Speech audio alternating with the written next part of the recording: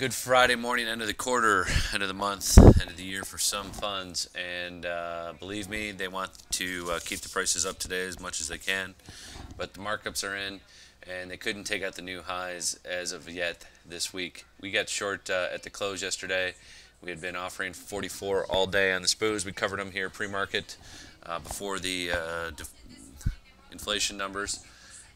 Just because they had sold off 4 points, we took the profit there at 1540, and I'm offering back higher again on the SPOs. And I will sell up to the old highs at 52 with stops somewhere above 55 is my plan at the moment. So we've got oil hitting fresh new highs, 83.25, continuing up, hit as high as 84 or 83.47 today. So you've got oil continuing to grind up. You've got the Russell down 90 ticks. So here's your oil chart right here. And again, back up 83.25 as we speak. The YM is down 25 points at 13,980. Gold, new highs again on the move, 749.40. It's a bullish market for inflation. So again, keep that in mind. They keep telling us inflation numbers are down, but the markets are telling us otherwise here as I see the run. Everybody's talking about Chinese stocks. Even Dennis Gartman was on this morning and in his letter pumping the fact that he's long Chinese stocks and short U.S. stocks. So that's fine. It's a momentum play, and there's definitely growth over there, but there sure are a lot of junky stocks unless you're actually going over to the Shanghai exchange and buying stocks over there. I don't know. A lot of these names are pure momentum right now. Valuations are difficult. Who knows how you can test these. Long bond is back up today.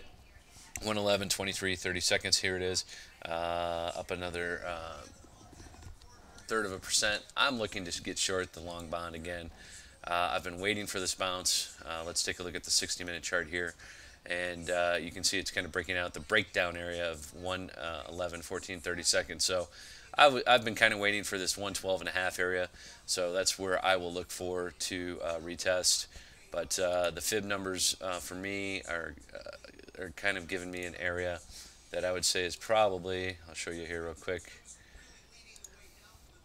I would like to see a bounce probably a little higher up here, probably up to the 112, exactly 112 and a half area. So I'm going to offer some long bonds for sale up in that area, and that's what I am waiting for. We've had a 50% retrace was the 111, but this looks like to me I'm going to use the 61.8 line for entry, 112 and a half.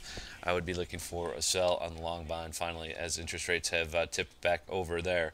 10 years 45.30. The euro dollar's new highs again 142. Let's call it 141.97. New highs there. The dollar continuing down, trading. It's been in the 78s again and looking very weak. So all-time highs there on the euro. And the dollar, continuing to go to lows here, bouncing right around 78, hanging around there. Just a continuous falling trend downward there. And that's about it. We will be back later in the day. Housing had a nice rally yesterday, back to 350. It's unbelievable. Just a month ago, that was 450 on a bounce. Yeah, we got up to, I thought it was 450. Yep, 450 right here on the middle of the month, not even 2 weeks ago. And since then, we've dropped off another 100 points. Very bearish chart here. Continues to just continue to make lower highs and lower lows. So that's it. We'll be back later. Hope you're having a great morning and looking forward to a big weekend. Big football game here in the Pac West, Pacific West this weekend. Although I'm a Michigan grad, I'm going to head over to watch the Cal Ducks game in Eugene this weekend. So that should be a good time, and hope you all have a great weekend. We'll be back later with some more thoughts as the day progresses.